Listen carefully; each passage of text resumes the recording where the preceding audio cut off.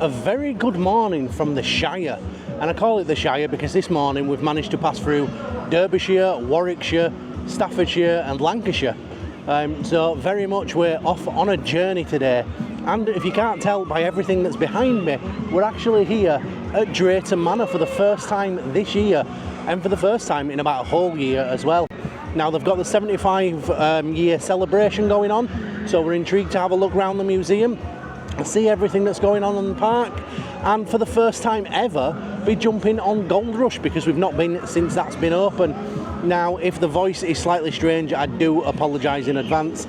My uvula, I think it's called, the dangly thing at the back of the throat, that is like 4 times the size it usually is. It's kind of half blocking my airways. It's really annoying, and I finally understand how...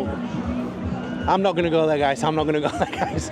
Anyway, let's take a look around the park and see everything that's going on for the 75th anniversary. I have to admit, as far as UK offerings go, Drayton Manor is one of the most picturesque parks. I mean, this view from over by Accelerator, out over the lake where you can see Stormforce 10, the Wave, Maelstrom when it's swinging up, down to Thomasland, it really is a good looking park. And quickly becoming tradition, whenever available, the first ride of the day for us has to be the Dodgems.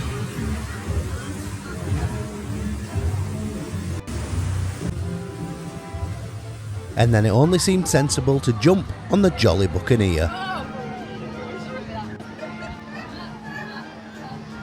And in a complete nerd moment, we also realised that this pirate is the very same pirate from Gulliver's Valley, but before he pegged it. And then, after some rawsome entertainment, we headed down to our favourite themed land at Drayton Manor, Vikings.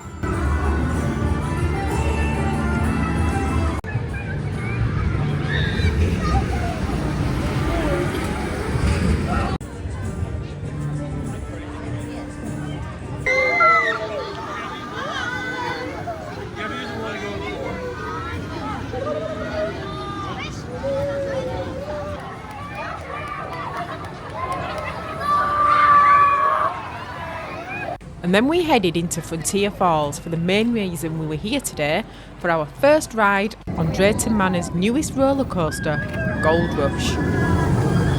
I do like this area, it is very well themed. I mean, don't get me wrong, none of it is hyper themed, but blasting barrels up at the top is really good. It matches in perfectly with the brand new Gold Rush, and all down to the front facade and sort of entranceway into the land here. I think my only issue is that obviously Accelerator sticks out like a sore thumb, and the Haunting looks nothing to do with the area either. But the question is, with something like the Haunting, what do you really do with it? It's such an iconic attraction here, being the Vekoma Madhouse. The theme inside it is fantastic. How do you change that up, knowing how good it is and how popular it is? It seemed a bit sad to get rid of it at this point, but it really does, being smack bang in the middle of this land. It really doesn't feel like it fits. But overall, the theming in this land, Frontier Falls, is absolutely cracking, and although I didn't go on it, I did try the test seat and it said not a chance, Darren. Lucy, Henry and my mum went on it. They managed to get the front row and it looked fantastic. They all thoroughly enjoyed it. 10 out of 10 coaster for them, for a family coaster. Got some intense little pops to it, some nice little elements. Really liked it.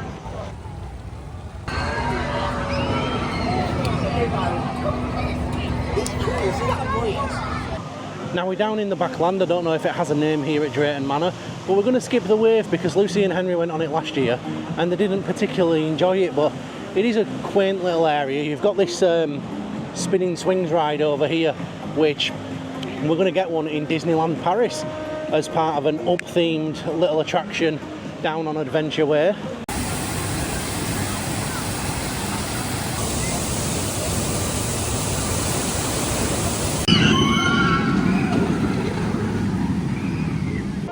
More excitedly though is that just next year Blackpool are actually getting one of these Intamin gyro swings, just like Maelstrom. But not only are they getting one of these, they're getting one that's almost twice the size of it. Can you imagine how incredibly high that's going to be when they get it swinging out over the big one? By the way, whilst I wait for it to start going, I did just hear on the radio that it's actually called Adventure Cove, this area. So it is just me being a little bit thick. It does have a name.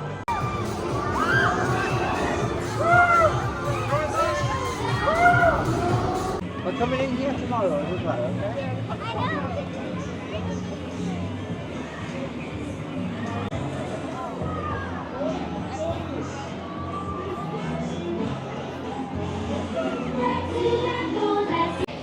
Oh, well done. Have a lovely time.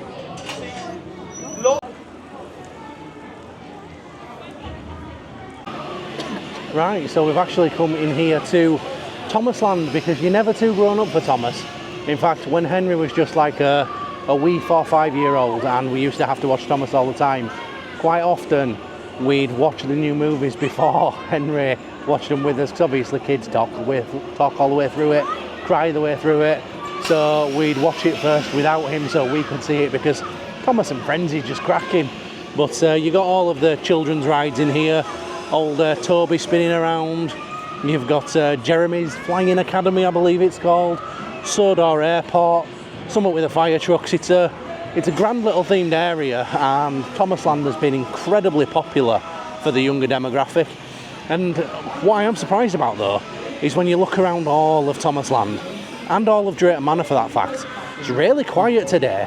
When it's Easter holidays, you'd expect it to be absolutely packed, but I did ask a friend what the quietest day to come was, and it was suggested earlier in the week would be quieter, so maybe it will pick up towards the end. But yeah, I'm surprised just how quiet it is here today.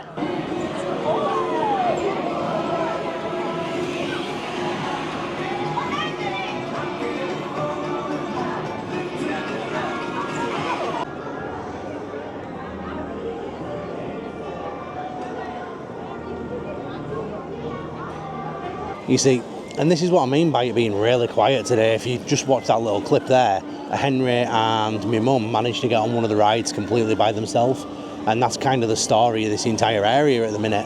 Almost every ride is loading like 1 or 2 people before it sets off, because there's just not enough queues here today. Really quiet, and considering that Easter holidays is like a young person's holiday, all the schools are off, I'd have thought this would have been one of the lands that was completely packed. But yeah, queue times aren't really going above sort of 5 minutes on almost anything. Some of the big coasters maybe you'll get 15-20 minutes, and this Troublesome Trucks is on 30, but yeah, no real queues at all. And what makes that sort of even worse is the likes of the Waves on 25 minutes, and that is terrible at its dispatches. You often sit there and it'll feel like a good 5 to 10 minutes before the bloody train comes out. Obviously is a bit quicker than that, but it's a really slow loading train, really slow throughput, and even that's only on a 25-minute queue, so it tells you just how quiet it is here at the minute today. I think other parks could learn a lot from this area though, because you've only really got the Troublesome Trucks coaster, which is a big normal ride. The rest of this is all flat rides, yet it's still, despite how quiet it is, got a lovely little atmosphere here, and it kind of tells you just how important flat rides are at your park for sort of that extra capacity and for the atmosphere of a whole area. And a lot of parks in the UK have kind of disregarded flats completely until very recently, when we're seeing a couple more be announced and come back in. But yeah, this area at Drayton just goes to show what you can do with flat rides as opposed to major coasters.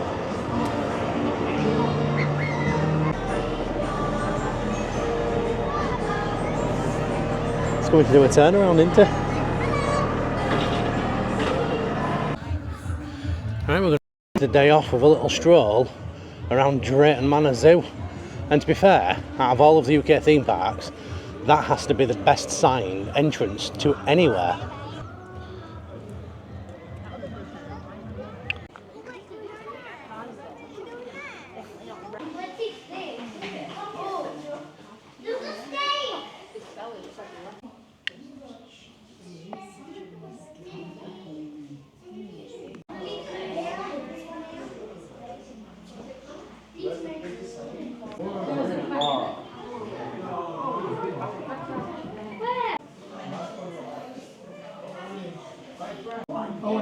This feels very much like Harry Potter.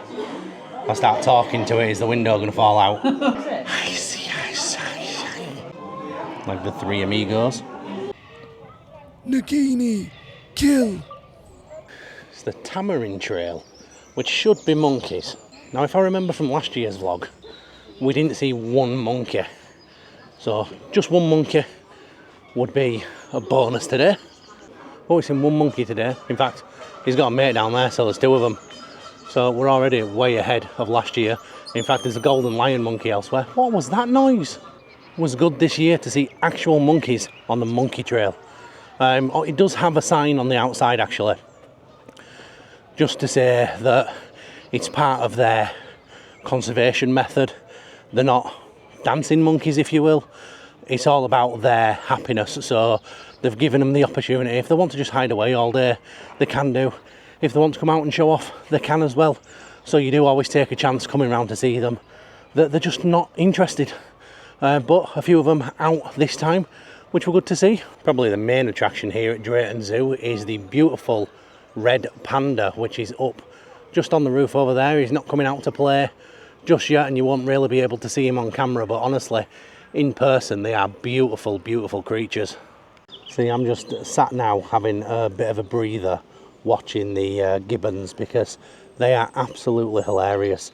They swing from everywhere using their incredibly strong grip and long arms, but at the same time as well, whenever they're running, they don't really let their arms down, so they're running around going like this, and it's hilarious to watch. But yeah, I'm having to sit down while I go around the rest of it, because if you've made it this far into the vlog, apologies, it has probably been a really terrible vlog. This infection, which is setting in on my uvula, let's call it.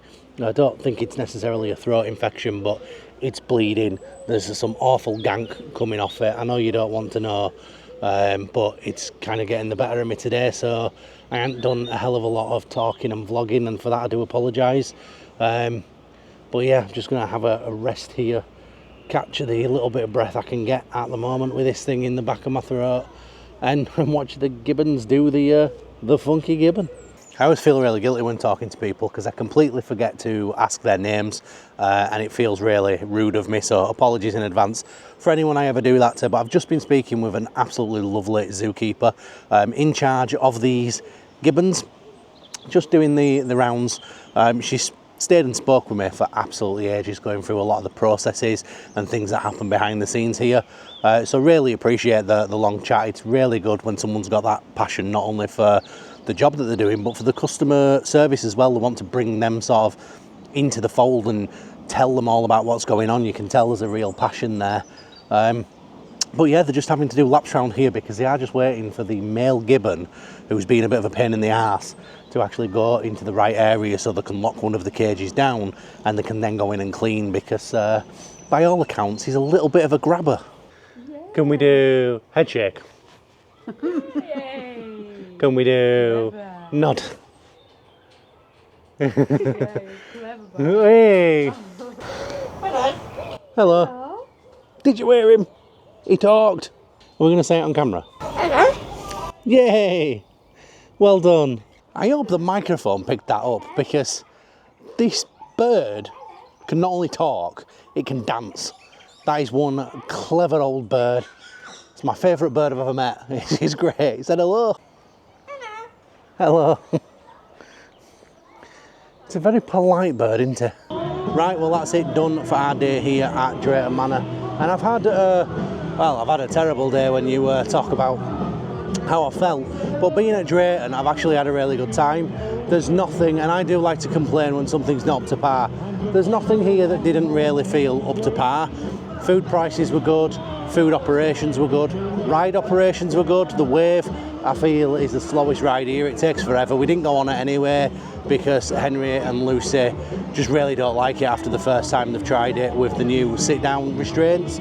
But everything else were really, really quick operations, down to, in part, it not being very, very busy here today, which is quite surprising. But the park's lovely, the park's clean, the rides and experience that are here are great. And it's nice, as you can hear, to actually have some entertainment on park. When a lot of other parks are completely cutting their entertainment, it's nice to have some here. Unfortunately, we didn't get to visit the 75th anniversary museum. Definitely for the family, this is a great little park. If you're a grown-up thrill seeker, it's probably not for you. Me, I'm nearly 40 years old and I probably wouldn't come down here very often on my own or with just Lucy, but it's not designed for me. It's designed for that sort of teen and downwards market, and it's doing a fantastic job of what it's trying to do in that market as well. Anyway, I'm not going to waffle on, it really hurts my voice talking, and I've got another 2 days of this to do. So with that being said, if you have liked the video, I know it's been a terrible vlog because of how ill I am, but if you have by any chance liked it, then hit the like button for me.